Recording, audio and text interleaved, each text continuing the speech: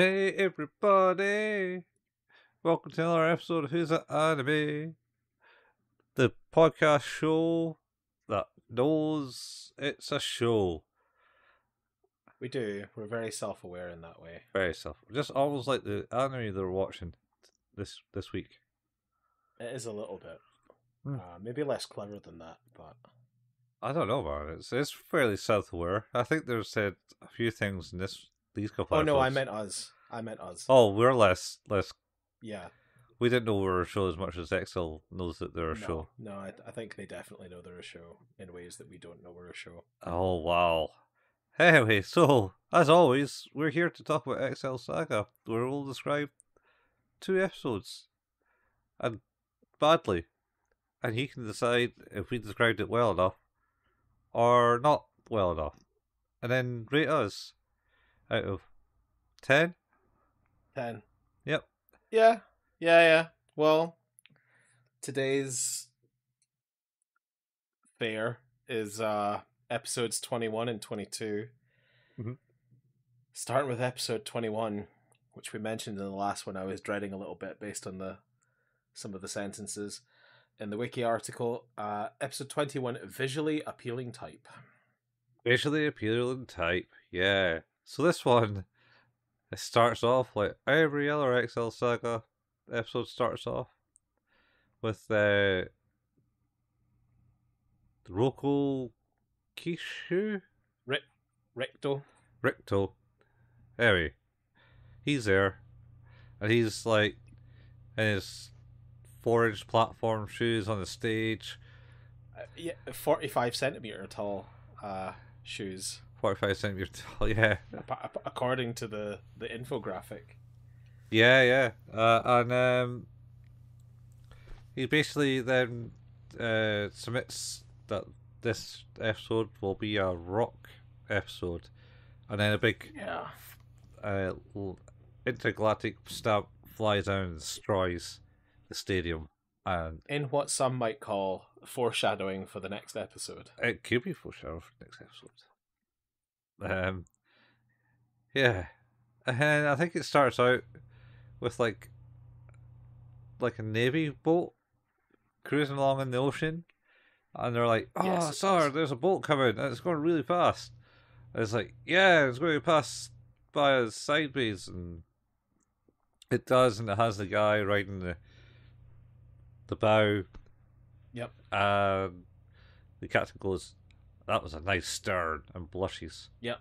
Is that good looking stern? Yep.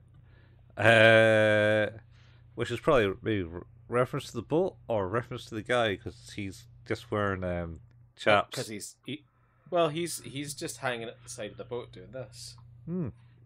But he's wearing chaps. He is, but he's holding the Titanic arms stretched out pose all by himself. Yeah, assless chaps. Are they? I think so. I think they have an ass. I think his top is missing sections. No, I think And it's just a set of straps that frame his nipples. Yeah, there's a set of straps that frame his nipples. But I'm sure I think you just see his underpants from behind, just like a white strip. Huh. He just wear like red chaps. Anyway, so then it cuts to Excel. The wee tiny Excel this time, though. Yes. Why? Why do you ask in this show? No, good point. She's tiny. He pulls a little tiny cord. She falls into a little tiny hole, and then comes back full size. Yeah. And they're waiting on a message from headquarters. Yep. And then because there's going to be some changes. And then the guy comes in, from who's the guy who was on the boat with the Aston Chaps key. He has a key for Excel. For she is his keyhole. He does say, "Are you my keyholes?" Which was, yeah. Yeah. It's something. Yeah. So anyway, basically, Ilpalazzo doesn't like the guy. He's like, "You will die. Please die." type thing. Yeah. Well, in his head. And he's about to give a message. It's like, I cannot give the message, for I don't have the goddess, the power to sing. He says, you don't really need to do that. And he's like, yes, I do. It's like, yep. Right, fine, you guys take him away and do your part-time job. Jesus Christ. Yeah. So they're working in some sleazy underground bar with a music bar, rock bar. Yep. Where they are changed into clothes that are, as Hyatt points out, definitely focusing on the chest. Very fan servicey. Yet she does in fact say, "Oh, fan service." Yes, she does. She is not wrong. And then he's there, and he's like on the stage, well, worn and pity of like it smells like all the other stages of the world type thing. And then he overhears the band that's about to play, has lost their singer, who look like weird birds. A, B, C. I was gonna say they look like pterodactyls. Yeah. And then as they're playing with him, they morph into more handsome versions of themselves. Yeah. And there's an agent there, and the agent's like, I just want you. Oh, you mean Jessie from Team Rocket? Was it Jessie from Team Rocket, was it? Yeah, she looks like Jessie from Team Rocket. Yeah, maybe. I want you, but only you, and none of the other people. And then the band comes out and goes, no, what about us? No, we don't want you. And then No. Excel and Hyatt come and say, hey, you can't have him, he's with us. Don't be having conversations with him in alleyways without us being present. Yeah. And then they take him back to the apartment, and Watanabe? Watanabe? Yeah. He appears like, oh, hey, Miss Hyatt, I got some like food stamps. Let's go to a restaurant. If you haven't eaten. Yeah, you haven't eaten. There's this, oh no, sorry, I got another man. Oh, Staying over tonight. We have a man staying tonight. Yeah. And he's destroyed. And his idiot friends are like, yeah, what's up, loser? Yeah, they seem to be like, well, this was going to happen. Yeah. So, we should mention the whole time is XL is just drooling over this guy constantly. Mm-hmm. Yeah. And she's like, oh, my hormones Ilpalazzo is the one true one for me.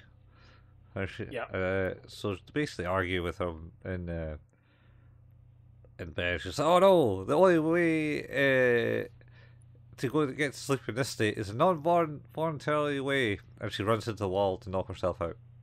She does. I do like that when she turns to Hyatt and is like, hi, I can't sleep, can you? And she's like, like in some form of distress, bleeding out of the mouth. Yeah, which I think XL says, no wonder I have nightmares.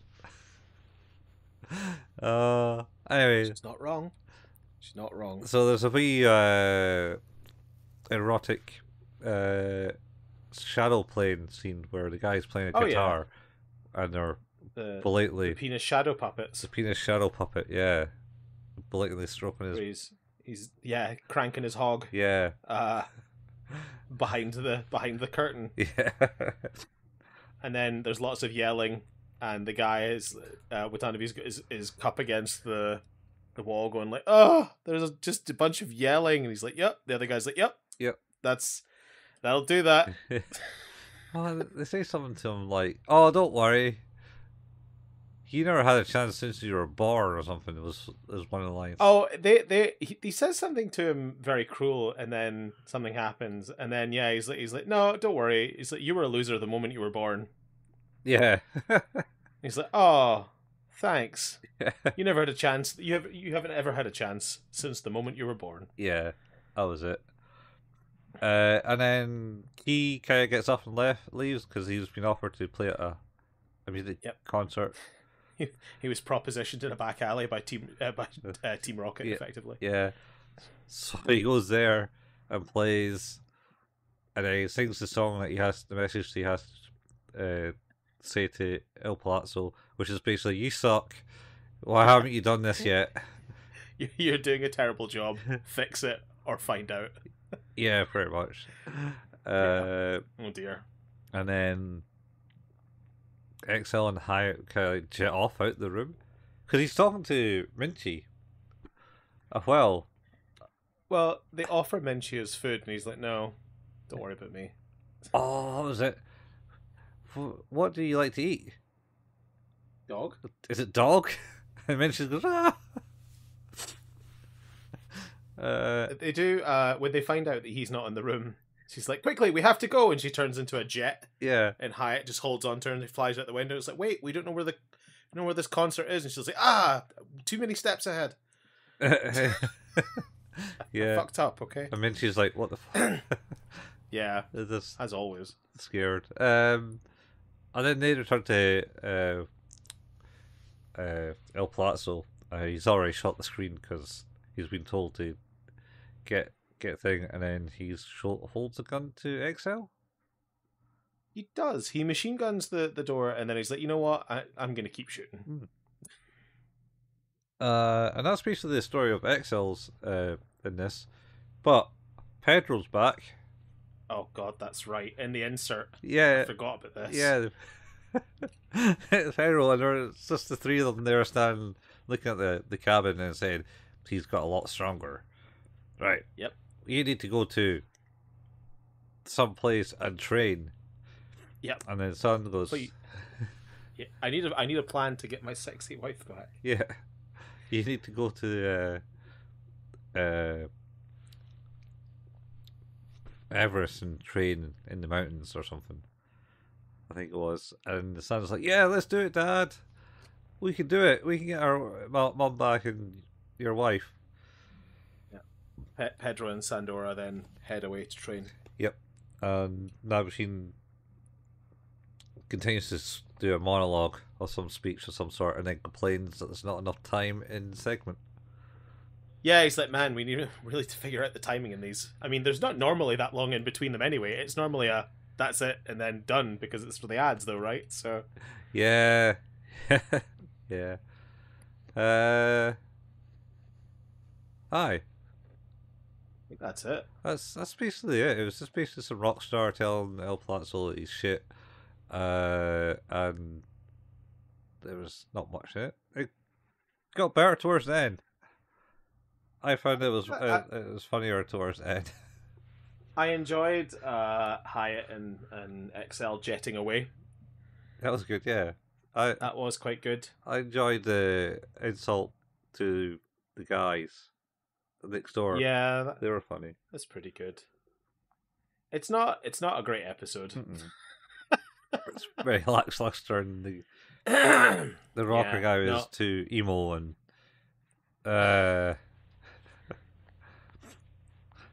as I say, his top is basically just a series of belts that frame his nipples. Yeah, he's a bit like Iori from the King of Fighters. Oh yeah.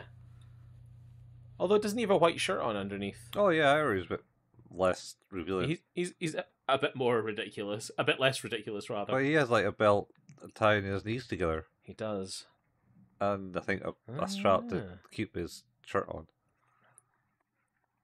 Amazing. Yeah.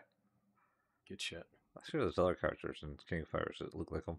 I was going to say, it's like quite a trope of anime characters and video game characters is lots of belts attached to places that provide no actual function. Yeah, man. That's all you need is belts. Just a coat of belts. Coat of belts. Well, what do you rate this episode, Colin? From the spectacular last episode, the Pedro episode, yeah, it's fallen. It's fallen far, man. Yeah. A 6, I think. I was gonna go to a 5. Yeah. This is a very nothing episode. 5 would be 6. It's been nice. Couple of funny jokes. Yeah, a couple of funny jokes and a couple of funny moments, but generally not very good. Yeah. Well, on that trend, we're on to episode 22. Invasion, mother. Yes. I should say at the offset, this episode's a mess. It's Gundam. Like, No, Yeah. it's not as it parodies it, yes, and Captain Harlock. But man, That's who the guy this is. is a mess. This is a mess.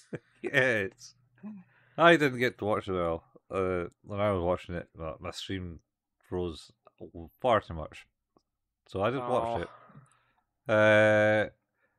So It wouldn't have helped you. oh no, I don't think so.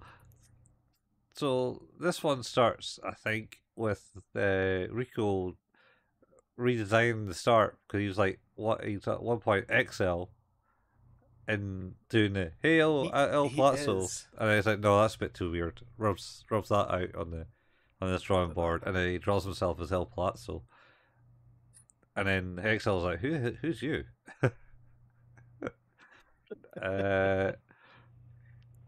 And then I think he basically gives it permission to like continue the arc of actually taking over the town. Yeah, he gives them permission to complete their mission. Yeah, yeah. Effectively, I think the bit about this one is that the first 5 to 10 minutes is a recap of every failed mission they've had. It's a clip. It's another. The first half of this is effectively a clip show of their failures. Yeah, I think because it starts off with doing the thing, and El Palazzo's like, right, well, it's time to take over the city. Yeah, But yeah. You're out, Excel. Yeah, and here's the reason. Why would that? Why is that? And then it's like, you failed to this mission. You failed to this. You failed to this. Yep. It is every moment she has done something wrong, which is every episode. Mm-hmm. Yeah. Mm-hmm. Yeah. And then wild. And then does it cut to like the Puuchus? The Puuchus, they're back. They've got a big ship, the big mothership. Mm-hmm. It's coming. Yep. The Puuchus are also at war with themselves. Yeah. With other Puuchus. It's very unclear as to what is happening, who the sides are, and what's going on. Yeah, well, it's very clear for me, that's for sure. All I know is you had like the pink one is like getting called Führer. Yeah, so yeah, there's a lot of worrying talk about the Führer in this one. Yeah, so he's like the Führer. And then there's the guy with the scar, which is I assume is Captain Harlock. Captain Harlock, yeah. And then he has like a green one, green haired one, and then some other ones. And then there's a woman with a scar. Yeah. And you get all these immense close ups to their faces when they're talking. Well, the thing about it is that they have these adorable little cutesy faces, and as soon as they start talking, they have like these human faces, like they do when they get like hit by massive objects. And they go, "Oh, why am I dying? Oh, how'd you kill me so easy? Yeah, yeah, and stuff like that." Because when you get cut to the first one, he's like, our first and mother got eliminated by these humans. Their technology has decreased, and they just like show basically Excel defeating them all with her immense abilities. Yeah, I mean, this episode is effectively speeches that mean nothing. Yes. Action sequences where I don't know who's on what side and what's happening. Yeah. Parodies of anime characters that I have a passing familiarity with. Yeah. Some Gundam stuff, because at one point there's a Puuchu Gundam fight. Yeah. Which was pretty cool. I'll give it that. Piloted by Excel and Hyatt. Yep. And then you're fighting the guy, the evil guy from Gundam with the helmet. Yeah. I was in one of them.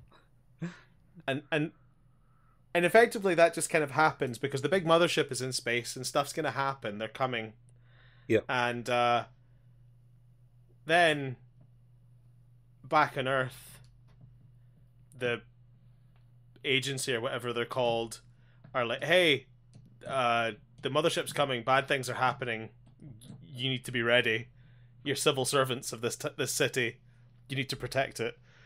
Oh yeah.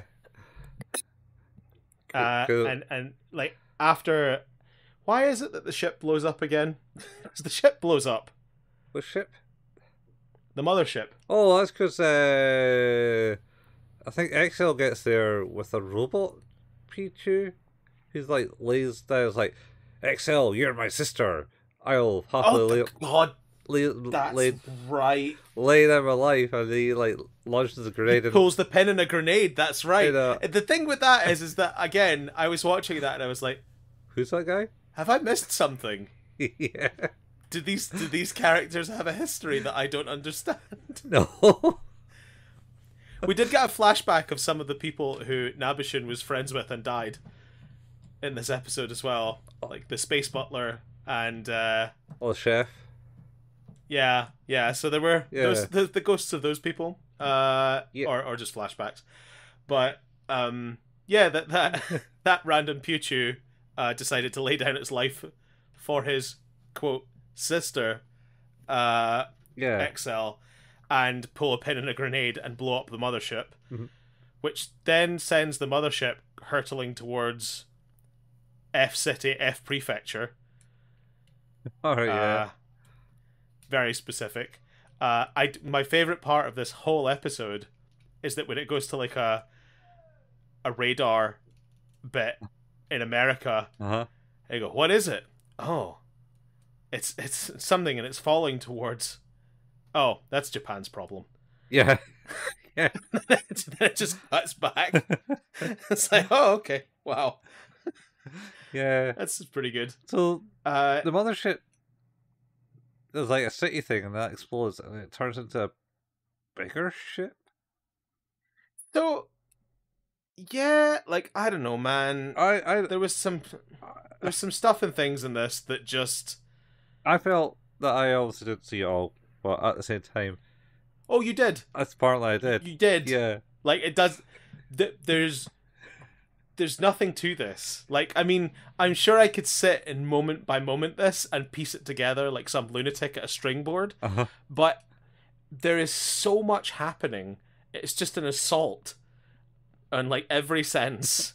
There's dialogue that means nothing except for the moment it's said. Yeah. There are character connections that are spun out of whole cloth nothing. There's action sequences that are pretty cool, but why are they happening? And space. Yeah, like there's that. I mean, and then the fucking whatchamacallem, the squad that they end up putting on their. Oh yeah. Oh they end up they put their suits back on. Oh, that's because they get called in by what's his name.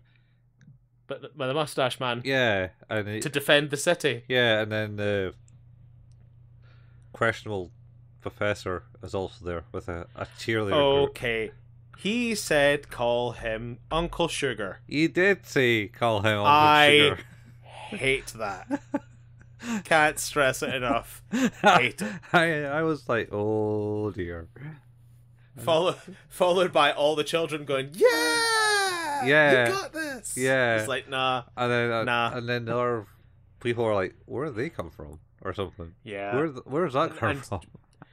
And where will they go? Yeah. And then Mustache Man awful. Complains that he's blocking the view. He's jumping around. So anyway, they're in the suits again because basically he would duck 3 weeks' pay or something. Yeah, they have to do their right and defend the city. Yeah, and they go up to the the roof of the building and see a huge mothership crashing through directly on top of them. It's like, well, we should go. Yeah, and he's like, no, you must stay and defend the city you love. Yeah, and they're like, no. He says like 2 massive like. Machine guns. Yeah, 250 caliber machine gun rifles, one hands, on each arm. Yeah, and a whole rack of bullets wrapped around his body, He's Ramboing. Yeah, he just go down, damn you! Yep, crying as he's trying to defend the city. Yeah, and they buggered off. yeah, It doesn't do anything. yeah, And it smashes into the ground, and the whole city blows up. yeah. And mission success. Ilpalazzo's like, Hyatt should be completing our mission soon. Yeah, it's like, have you realised what that means? Yeah, Because you're not wrong. yeah. But you see where this is going. Just say that they went to get their princess, so they kidnapped the Puuchus kidnapped Hyatt again and brought her up, and the XL kind of like jumps to get into the beam, but doesn't quite get there. But she like that's right. She swims in the air. She Looney Tunes her way. Butterflies it up, like butterfly. Yeah. Go! Oh my god. That was pretty good actually. Yeah. Because she turns her back for like a second. She's like comatose in the bedroom as always, and she turns her back and it's like, where the hell did she go? And then she's being abducted by a UFO. Yeah. God. And then once you get out there, it says, "So you're telling me all this?" And then they're going, "Pichu." I was like, "I don't understand you." And she seems to like explain like the entire history there, and then it goes, "I don't understand." And then they get a mech suit, and it's like, "I have no idea how to control this." And she gets a TV thing. Good luck. Yeah, that's right. Enjoy. Yeah. So she's out there, I guess, and like the unicorn kind of Pichu. I think it's American that. And then the other one appears, and then yep. This one, all bad. Pedro and that machine have created a new technique or something. Yeah, that is a 2-second clip right at the end where they're underneath a waterfall. It's like, I've envisioned a new technique, and then it just goes to credits. Yeah. It's like, what does it mean? Nothing. What does any of this mean? Well, they also seem to allude towards it's coming to the end of Excel Saga. Yeah, because they do a bit where there's just a little her like scrambling. Yeah. Up. It's like, yeah, she's getting close. Yeah. To the end now. Yeah. Excel, don't worry about it. All of your pain will be over soon. Yeah. Yeah, this shows a lot, man. Mm-hmm. There's a lot. And like, I could sum it up in that one Nabashun quote is, "We really need to find a plot soon." I mean, I was thinking maybe it was actually coming to the point where it actually succeeds. I guess like it's kind of coming around in itself to like, yeah. They just filled like 20 odd episodes of first. Effectively, yeah, the first episode and this episode are maybe the most connected of anything that's ever happened. Well, I think the Puuchus appeared in the second episode. Was it the second episode? Yeah. And then Excel or Sure says, "Oh, we survived." You're right. And then lists off like a bunch of Pokemon, I think. I think she says Raichu, Pikachu, and all that. I don't know who they were though. Oh my god. Oh, this was better than the last one. It was more entertaining. Marginally. What would you give it then? What's your score? I might give it a 7. I'll go with the 6. I'll go that 1 point up. Would you like me to I'll read the whole synopsis, and I think that might not really clear. I think more than anything, what this will do is clear up what the episode was about and show us how far away we were from understanding what any of it was. Oh, go on then. So, this episode involves the main characters finally completing their goal of conquering the city. Okay. The Puuchu Empire is back again. Yep. In full force and led by their overlord to once and for all erase the Earth of all life as a payback for the destruction of one of their motherships and the tunnel incident. Okay. Oh, right. didn't really come across that way. Nope. In a fully armed, firepower-packed parody of Mobile Suit Gundam and the works of Leiji Matsumoto, complete with Puuchus versions of Captain Harlock and Char Aznabel, Excel leads rebel Puuchus forces led by the Puuchus rebel captain in a desperate defense of Earth, resulting in the scenic and outrageously insane Puuchus Civil War that in the end results in the annihilation of F City, F Prefecture, the colony debris reducing the once tall and prosperous city across sought to conquer into a wreckaged graveyard of its past glory and life. I guess they did conquer the city, maybe not in the way they intended. In some way, I suppose, yeah. Where do you go with it? Like, there's 4 episodes of this to go, and we've killed everyone. Not Excel or Hyatt. Well, no, that's true. Menchie's probably still alive. Can I tell you? Well, Menchie does end up getting whited out. Like, oh yeah, she just wakes up and it just goes like, ah! Oh yeah, that's right. A whole, yeah, maybe. Nah, he's alive. So, I before we end on this, I want to point out a very exciting thing for the next episode. All right, exciting. Oof. Right. Strong words. The first sentence of the Wikipedia article for episode 23, a parody of Fist of the North Star. Yeah, I can see that apocalyptic world, and I'm very excited. Learned a new technique. Yeah. It's all coming together. Yeah. 23. Okay. Episode 23. Yeah. All right. Well, on that note, we've done it. We've talked through the episodes for today, and we'll be back next episode to talk about more Excel Saga. But as always, you've been listening to Who's That Anime, an anime podcast about anime, which can be found wherever good podcasts can be found. Our home is at anchor.fm/Who's That Anime. If you like what it is we do, to support us, you could leave us a review, tell a friend, or if you want to support us financially, you can do it at our Patreon, patreon.com/Who's That Anime, where you can get early access to episodes of this podcast and our other podcast, 5 Minute Fusion, A Journey Through Dragon Ball. Currently working our way through Dragon Ball Z on that one. We have a Facebook page, facebook.com/Who's That Anime, where we post the latest episode releases and the occasional anime meme. We have a Discord channel. You can find the link to that in the show notes. And we have a YouTube channel, youtube.com/@Who's That Anime, where Colin painstakingly puts together the video versions of these episodes. We also have the RSS feeds for both Who's That Anime and 5 Minute Fusion on the YouTube channel. So if you like to listen to your podcast on YouTube, you can. And that's us. All right. Cool. Well, I suppose let's just say it. Do the thing. Do the thing. Do the thing, Bart. Do the thing. I didn't do it. I didn't do it.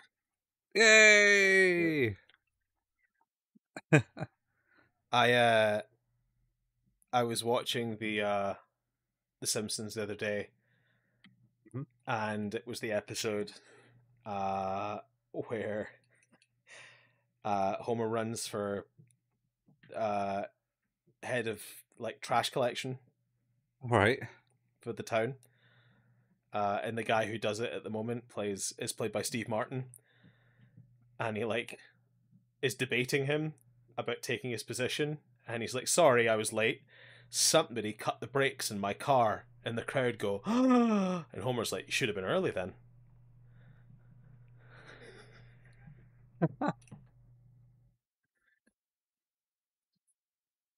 What a fucking jerk. Yeah. And then he's like, "Hey, do we really want old man Patterson with his finger on the button?" "Old man, I'm 2 years older than you. And what button? What are you talking about?"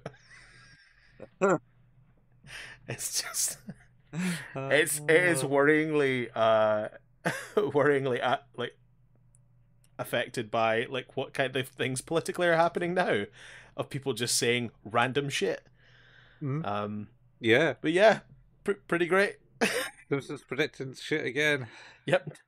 Wish it had stayed a cartoon. Yeah. But yeah, good times. Good times. So on that note, we'll see you next time. Same early place, same early time. Bye, folks. Bye.